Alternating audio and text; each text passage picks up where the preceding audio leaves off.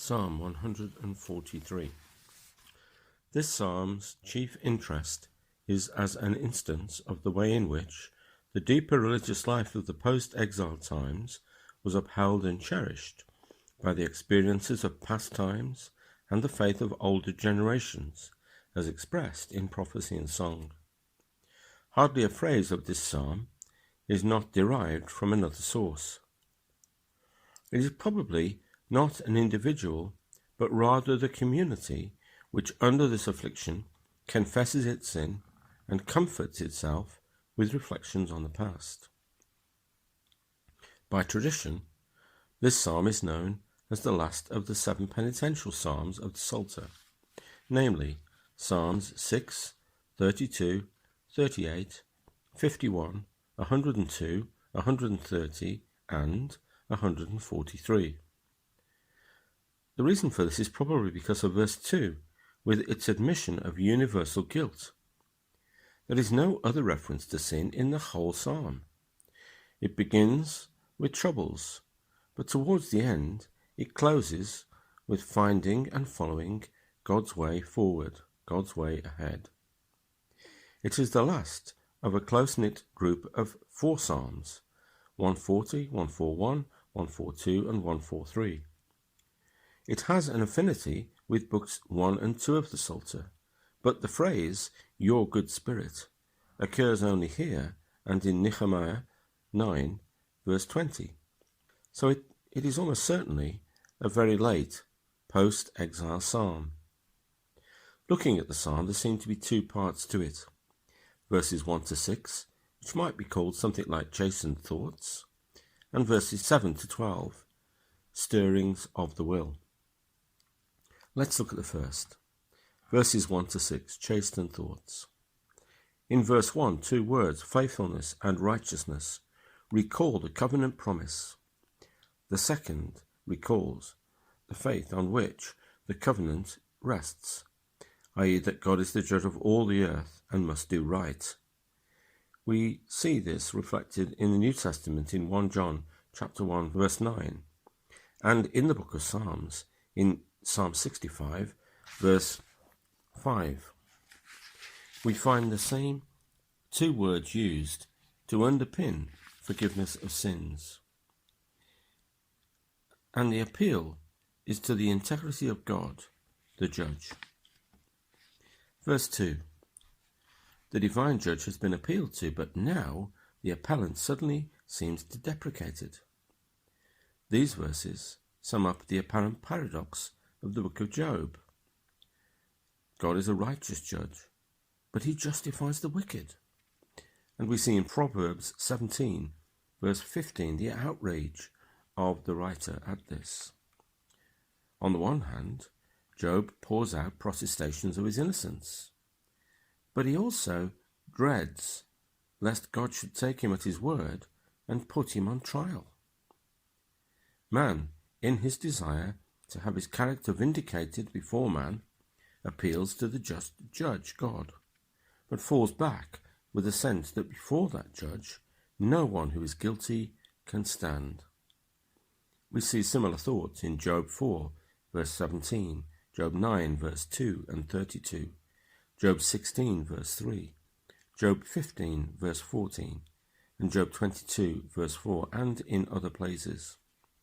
We also see similar thoughts in Psalm 130, verse 3, and also Exodus 24, verses 7 and following, and in the New Testament, Galatians 2, verse 16, and Romans 3, verse 20. Mercy is the theme of verses 1 and 2. In the psalmist's appeal to God's righteousness, he realizes that this is a 2-edged sword. In verse 2, the New Testament sees the cornerstone for its doctrine of justification by faith. This verse is very much seen as that which underpins that theology. Moving on to verse 3. Every phrase in verses 3 and 4 is heavy with distress, such that no sufferer need feel unique in what they experience. As these terms describe our Lord's emotions, in Matthew 26, verses 37 following, and Hebrews 4, verses 15 and following, no one need feel alone in their suffering, or less than fully understood. God himself in Christ understands our suffering. In explaining the previous verse, verse 3 shows how the affliction under which the psalmist is suffering is evidence that God visits people for their sins. In the verse, he hath made, is similar to Lamentations 3 verse 6, and also Psalm 138 verses 5 and 6. The long dead of this verse is literally either dead of old, where olam is past tense, or dead forever, where it is future. In Lamentations it says, God's hand was behind the judgment, a sentiment not evident within this verse. Verse 4, therefore my spirit is overwhelmed within me. This is similar to Psalm 142 verse 3. There the expression is literally, in the muffling upon me of my spirit, i.e., when my spirit is so wrapped up in trouble and gloom, so muffled around with woe, that I can't see God in the situation, so distracted am I that it is hard to see where to turn, or who to turn to, or what to do. Is desolate in this verse is literally fills itself with astonishments, or wondered, as in Isaiah 59 verse 16 and 63 verse 5. Today's English version had, when I am ready to give up, as a translation for the desolation of this verse. Verses 3 and 4 show the effect on one man of all this accumulation of evil, and the misery it inflicts as we see the psalmist overwhelmed by his troubles. Verse 5. The mood of this verse is not nostalgia, which it easily might be mistaken for, but it's a recollection of what God can do. It may have included David's own experience, but the latter part of verse 5 takes in a bigger scene. It takes in the acts of God in history and creation, something we also see in Psalm 77, verses 5 and 6. Moving on to verse 6. The psalmist reaches out towards God himself, and not simply to the things that God can be asked to do. The early part of verse 6 has similarities to Psalm 44 verse 20. As Psalms expresses, it is the personal devotion of David to God that was his greatness, and it is the continuing greatness of the Psalms as we read them. Thirsty land, in this verse, we need to look at Psalm 63 verse 1 for the metaphor of thirst. As Jesus himself taught, God is even more ready to send refreshing spiritual experiences than we are ready to receive them. We see the psalmist as coping from the prison of his circumstances and self-preoccupation, but there's no dramatic change in tone. The psalmist, in verses 5 and 6, shows that he knows that in his unrighteousness he has no claim to God's help and can only ask for mercy. But his knowledge of the deeds of God, such as we have in the Scriptures, means he can and will feed his mind as he reaches out to God.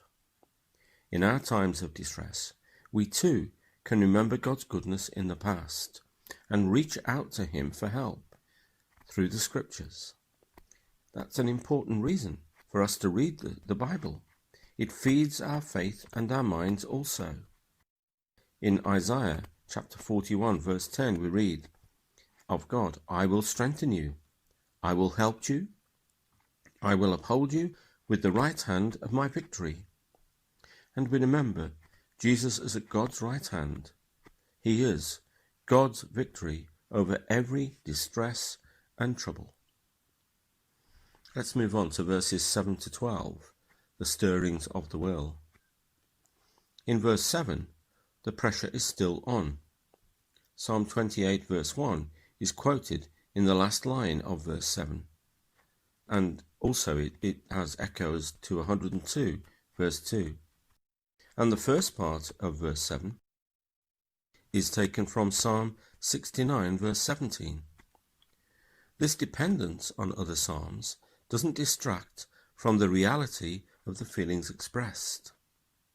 The contrast of the present with former times in verse 5 and the recollection of God's dealings then, joined to contemplation of his power displayed in his works, makes the psalmist's anguish more intense, his longing more consuming, and his supplication more urgent. He longs for a sight of the Lord's face, but it is an awareness, really, of God's presence. Verses 8 to 10. Verse 8, the phrase "in the morning" can be compared to Psalm 90 verse 14. This expression either means early or is figurative of the dawn of hope and salvation. It also reminds the psalmist that the night is not endless. It will come to an end. We see this in Psalm 30 verse 5. 3 times in verses 8 to 10, the psalmist prays for guidance, and each request has its own nuance. Verse 8b says, "The way I should go." The idea of an individual destiny, that each of us is uniquely placed and called. Each of us has a unique destiny. John 21, verses 21 and following express this. Verse 10a, "Teach me to do your will." This makes the goal of life not the seeking of our own fulfillment, but rather pleasing God and fulfilling and finishing his work. And the third prayer for guidance is in 10b, "Lead me." This is spoken with the humility of one who knows he needs shepherding, and not simply one who wants to be shown the right way, one who wants to be accompanied in that way and shepherded in it. In this verse, verse 8, "the way I should go" is the way both of duty and safety. I lift up my soul, or my desire. Every new day is a new start. This verse has the sense of new perils past, new sins forgiven, new thoughts of God, new hopes of heaven. In the words of the lovely hymn, "New Every Morning is the Love" by John Keble. In Ancient and Modern New Standard, it's hymn 2 and verse 2. The blowing away of spiritual cobwebs to clarify the way that I should go is very much the idea here. Let's turn to verse 9. "I flee" is literally, "Unto you have I hidden," or "Hide me with you." This has been explained in at least 2 different ways. The first is, "To you I have confided my troubles," and the second, "To you I have fled and hid myself." The second use is a reflective use, and this is also seen in Genesis 28 verse 14 and Deuteronomy 22 verse 12, and possibly in Jonah 3 verse 6. This verse is a prayer for rescue, and for David hiding in a cave, it might be a triumph of the imagination in what are wretched surroundings, a metaphor for the cave as a refuge that he finds in God. "I hid myself in you." Verse 10. David and Paul teach us to look to God's good spirit for his leading. Here in this place for David, but for Paul in Romans 8 verse 14 and Galatians 5 verse 18. That is, for an inward work of inclining the will and awakening the mind. This is the work of the Spirit. "Your spirit is good, lead me," might rather be translated, "Let your good spirit lead me." We can see in Genesis 37 verse 2 the omission of the article with the adjective after the determinative noun. Level path, or more accurately, level land, as in Deuteronomy 4:43, plain country, here is used metaphorically. It means something like a land of tranquility and happiness, as in Isaiah 26 verse 10 and Psalm 27 verse 11. This use of level land implies the admission that one can stumble as well as stray. It can also be translated as the land of uprightness, thereby reinforcing the prayer of verse 10a, to do your will. David realizes he can neither obey nor progress unless God enables him. Moving on to the final two verses, verses 11 and 12. Verses 11 and 12 are made of reminiscences of former psalms and their experiences. The verbs are in the future tense, not in the imperative, as some translate. Life itself is at risk, but David looks to God's firm commitment. This is the force of his appeal to God's name, as in Psalm 106 verse 8, his righteousness and his steadfast love, again appealed to in Psalm 17 verse 7. For God is pledged to his servant, the latter part of verse 12, as surely as his servant is pledged to him. For the phrase for your name's sake, compare Psalm 23 verse 3. Preserve my life also finds comparison in Psalm 138 7 and in various places in Psalm 119. The out of trouble is worth comparing with Psalm 34 17, 142 verse 7, and verse 12 as a whole can be compared to Psalm 18 verse 40 and Psalm 54 verse 7. If God cared nothing for his name, or the cause of right, or for his covenant, we and others may doubt his salvation, but of course this is not the case. In these verses, the psalmist shows that he knows only God can preserve or renew his life. Only God can rescue him from his troubles. In this psalm, the psalmist's focus has moved from his persecutors to himself. This introspection has done him good, but the psalm ends on a note of realism.